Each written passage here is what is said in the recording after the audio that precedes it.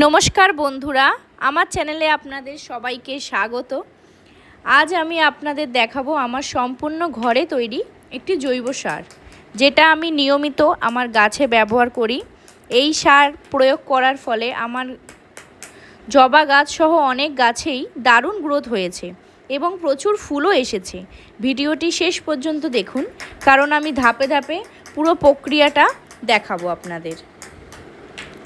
এই সারটি আমি সম্পূর্ণ বাড়িতে থাকা উপকরণ দিয়েই তৈরি করি।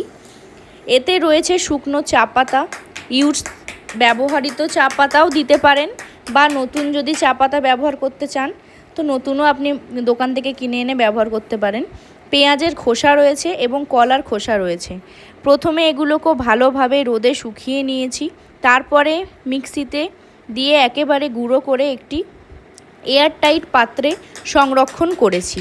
এই সারটি আমি সম্পূর্ণ বাড়িতে থাকা উপকরণ দিয়েই তৈরি, খুব সহজেই করা সম্ভব হয়ে যায়।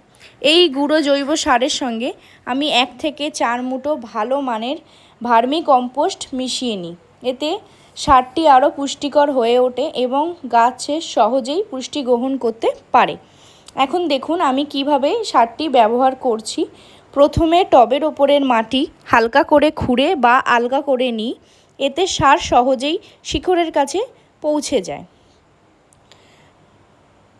যদি আপনার টবের সাইজ হয় 6 ইঞ্চি, সেক্ষেত্রে আপনি 1 মুঠো এই সার প্রয়োগ করবেন। এবং আপনার যদি টবের সাইজ একটু বড় হতেই পারে, সেটা 8 ইঞ্চি বা 10 ইঞ্চি হয়, তো সেক্ষেত্রে আপনি 1 থেকে 2 মুঠো বা 3 মুঠো আপনি দিতে পারেন।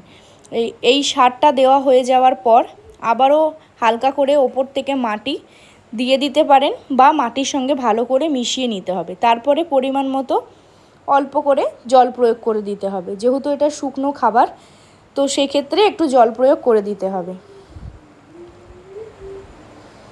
এইভাবেই আরও যেই জবা গাছগুলি রয়েছে, এখানে যেমন এটা রয়েছে একটা লক্ষ্মী জবার গাছ, এই গাছটাতেও সেমভাবেই আমি এখানে সার প্রয়োগ করব। প্রথমে মাটিটাকে একটু আলগা করে নিচ্ছি, তারপরে যেহেতু আমার এটা 6 থেকে 8 ইঞ্চির মধ্যেই রয়েছে এই টবটা, এটা টব না একটা বালতি, তো সেক্ষেত্রে আমি এখানে 1 থেকে 2 মুঠো সারটা প্রয়োগ করব। প্রথমে মাটিটা কিছুটা কমিয়ে নিলাম, তাহলে সারটা দিয়ে 1 মুঠো সার দিয়ে দিলাম, আরও 1 মুঠো সার এখানে আমি প্রয়োগ করব।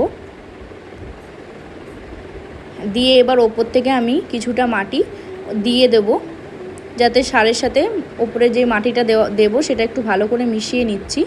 এই মাটিটা মিশিয়ে নেওয়ার পরে অল্প করে জল দিয়ে দেব।